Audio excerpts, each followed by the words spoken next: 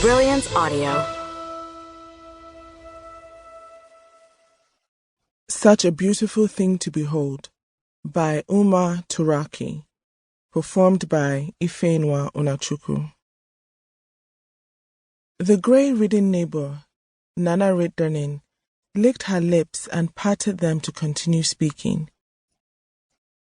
Dunka sat on the floor at her feet, his whole spirit leaning in so he could hear her when she spoke. His body, however, he held back. Hope was an easier burden to carry if you did not put your all into it. They were in her bedroom. She sat on a white plastic chair with flimsy arms that folded like paper if you put too much weight on them. The name he was waiting to hear was like a secret too heavy to leave her tongue. Nana Riddernin's eyes were already black and void, like two holes inside her head. Her strength had all but failed, and Dunka was certain she was blind, even if she would not admit it. Rit, his sister, and Nana Riddernin's namesake, would bring her what tiny meals they could spare and help her clean. Nana Riddernin was the closest thing they had to a mother, as she had liked to remind them back when she could still walk from her front door, across their backyard, past their father's sky-blue pickup truck, and the place where their mother was buried, and into the kitchen. Once inside, she would call out the children's names and wait for them to emerge from their rooms. If she came with some food, she would place it on the countertop and order them to get to eating.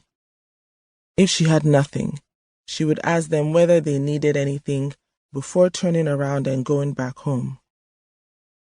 It had taken several months for the grey to reduce her to this point, where she had just enough strength to migrate between her bed and the white chair, and barely enough to speak a string of words. 15 Goma Street, Pajak, but they call her Matien, Nana Riddernin said at last. There it was, the name and address of the woman who lived in the next village, the woman who might save Dunka and his siblings from the grey. Nana Riddernin had stressed might, saying there was nothing to lose in trying. As though reading his mind, she added, "It's too late for you and me. But if she can help the others, it will be a good thing." Back in his room, Dunka studied his eyes in the knife-sized sliver that was all that remained of his father's mirror. He had first seen the grey lodged in them 2 days ago. There had been more relief for him than fear at that moment, because he had been waiting for it. But the waiting had been its own kind of terror. He looked around his room. It had been his father's room first.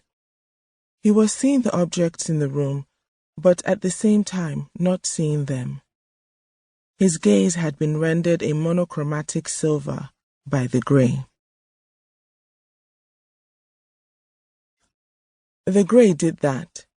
It stole the color from your eyes as it killed you quietly. He stared at the toneless room and its profusion of belongings, clothes, and a handful of school books, furniture, the paper ceiling, failing to differentiate between what had been his father's and what had always been his, and how the two had become one. With the grey now inside him, nothing mattered any longer, not even Nana Riddernin's words, and the fleeting hope they had puffed into him. He took a long walk in no particular direction, paying little attention to his surroundings. It had rained about 4 weeks ago, and that initial single rainfall had been so brief that it had barely soaked the ground and had failed to make the fields come alive.